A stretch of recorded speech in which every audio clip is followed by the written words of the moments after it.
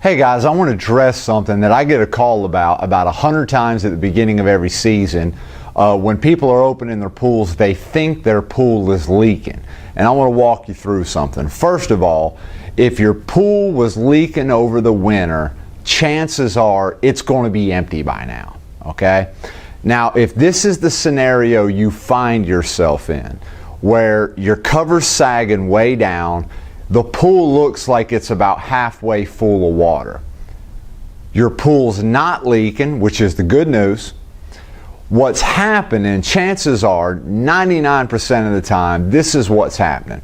The winter cover is designed to lay on top of the water so that when, if that thing was pulled tight like a drum and the rain got on it, it would pull that cover down and the weight of the water would immediately rip the cover. So a winter cover is designed to sit on top of the water. Those covers are stitched together. Where the seams run on those covers, they're stitched. They're not welded, which means you have tiny little stitching holes all the way through the seams of those covers. And what happens is when the water weight, when it rains and water weight gets on top of there, once it starts accumulating a lot of water, what happens is the water on top starts equaling the pressure with the water on the bottom of the cover. That's the water in the pool. And what happens is that water starts seeping through the stitches in the cover. And the water from the pool actually gets on top of the cover.